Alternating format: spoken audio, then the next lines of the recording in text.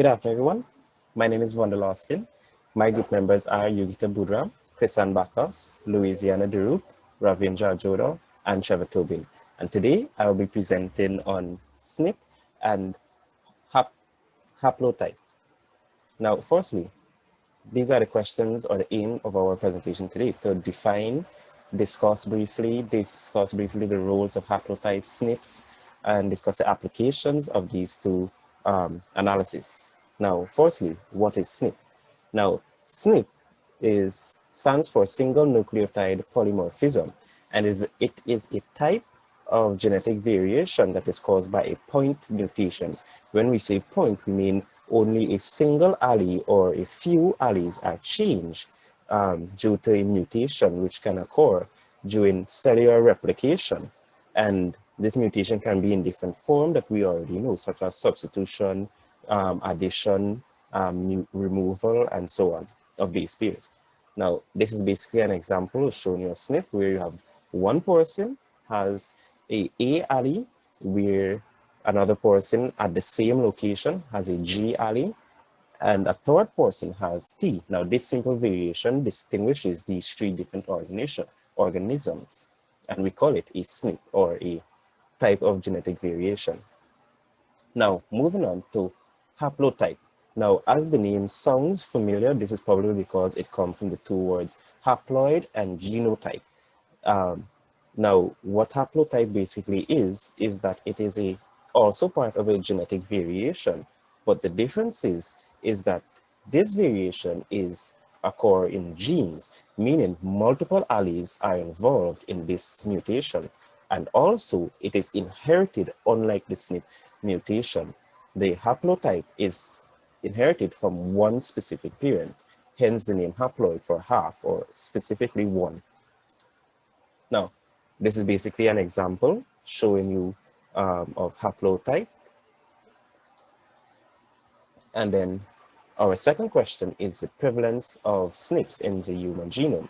Now, SNP, or single nucleotide polymorphism, occurs in a 1 to 1,000 ratio, meaning that for every 1,000 nucleotide, there is an average of one SNP, or one genetic variation, right? As such, we see that there is approximately 5 to 4 billion SNP in a human's genome. And on average, scientists estimate that there is 100 billion SNPs in the population around the world. SNPs also act as genetic markers, which allows scientists to locate specific parts of a genome.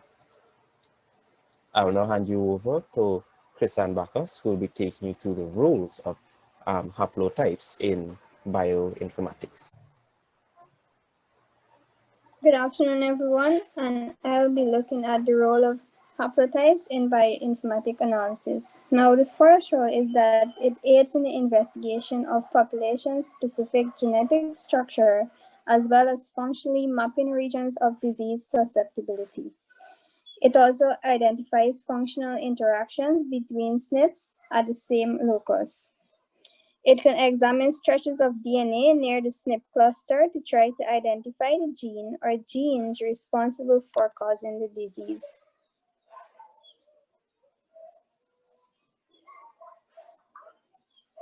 Fourthly, detecting mutations is through phase haplotype association analysis, and reliance on mapping to a single reference haplotype currently limits accurate estimation of allele or haplotype specific expression using RNA sequencing, notably in highly polymorphic regions such as the major histocompatibility complex.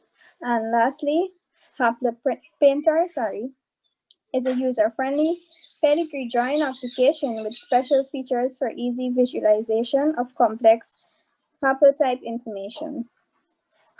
I will now hand you over to Otis. Yes, good afternoon again, everyone. I'll be taking you through some applications of SNPs analysis. Now, SNPs can be used in many different ways, but one specific example is with the Mexican maize. Now, in Mexico, where they have multiple different breeds of maize, it is usually distinguished based on environmental characteristics such as altitude or land race and so on.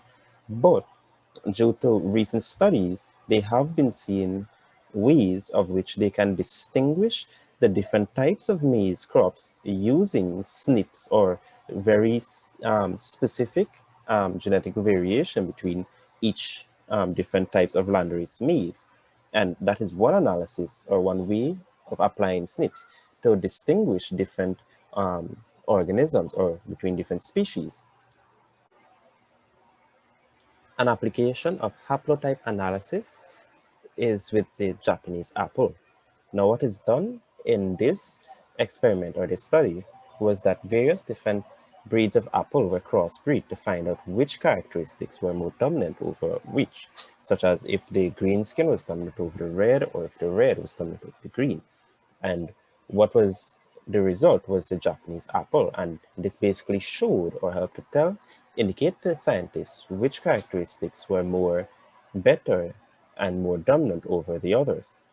Now, additionally, there are some other ways or other fields that these SNPs and haplotype analysis can be applied to, such as aquaculture for catfish, pharmacogenetics, and then you have research where you can do research in cancer and so on. So to conclude this presentation, SNPs and haplotypes are basically variant forms of genetic variation, where SNPs are single nucleotide mutations, where it can be caused due to removal, addition, or substitution during cellular replication. And haplotype are basically a combination of allele in genes which are different, and this can also be inherited from a single parent.